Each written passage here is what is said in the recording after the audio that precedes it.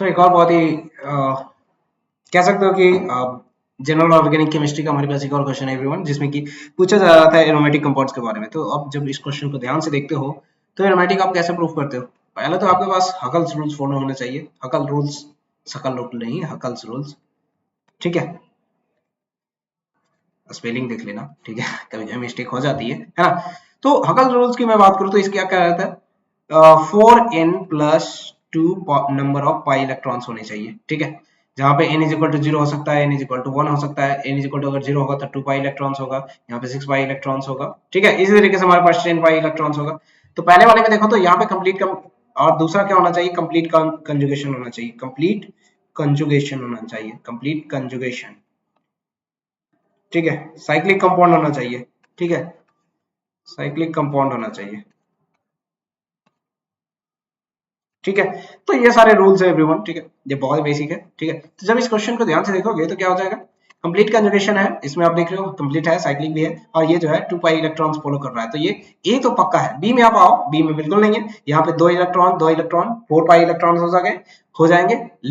लेकिन साइक्लिक तो है, रेजोनेंस भी है, पर क्या मिसिंग है, कंप्लीट कंजुगेशन, ठीक है। कंप्लीट कंजुगेशन क्या कि यहाँ वाला है तो कोई किसी भी तरीके से पार्टिसिपेट नहीं कर रहा है। दूसरा एक ये भी नहीं है, और साथ ही साथ हकल्स रूल्स में 4 पाई इलेक्ट्रॉन्स आ रहे हैं, लेकिन होना चाहिए 6 पाई इलेक्ट्रॉन या 2 पाई इलेक्ट्रॉन। सो बी तो नहीं है। अब आते हैं थर्ड पे। थर्ड पे बहुत ही ज्यादा कंफ्यूज हो जाते हैं बच्चे, और मैं हमेशा कहता हूँ, बताया भी हूँ, ठीक है। तो इस क्वेश्चन को मैं बताऊं तो ये इसमें जो होता है, रेजोनेंस होता तो है पर ये कंप्लीट नहीं होता है। ये वाला अगर रेजोनेंस करेगा तो इसके यहाँ पे जाएगा और ये वहां पे चला जाएगा, ठीक है।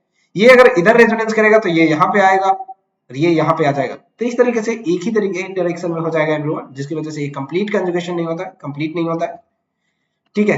और साथ ही साथ इसके जो अदर, इसके जब डिटेल में जाओगे तो इसके प्लानर वाले नहीं रह जाते पी और ऑर्बिटल्स, ठीक है। तो इस टाइप के बहुत सारे इसमें कॉन्सेप्ट है, लेकिन इतना याद रखो कि ये जो है नॉन एरोमेटिक्स होता है, ठीक है। ये एरोमेटिक नहीं होता है, एरोमेटिक नहीं है, ठीक है। तो ये हमारे पास क्या हो गया एवरीवन, ठीक है। ये क्या हो गया, ये नहीं हो गया, तो दो तो कैंसिल हो गए। अब आते हैं इसमें, इसमें तो है, ये जो है आप ध्यान से देखोगे तो एक तो कंप्लीट कंजुगेशन हो रहा है एवरीवन, ठीक है।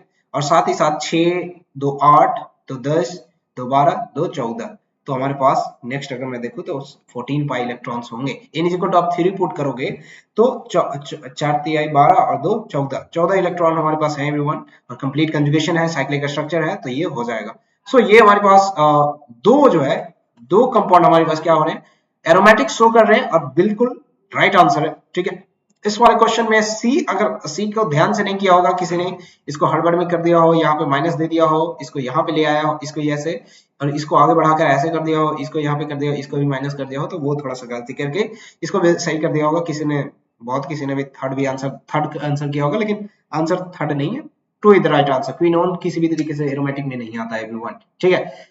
इसके अलावा अगर आपको डिटेल में सॉल्यूशन चाहिए तो एक बार मैं फिर से आपको वीडियो अपलोड कर दूंगा, एक बार बता देना, ठीक है। अब जब मैं इस क्वेश्चन को एक्सप्लेन करूं, ठीक है, ओके दैट्स इट। ये हमारा लास्ट लास्ट क्वेश्चन है ना। चलो आगे बढ़ते हैं एवरीवन।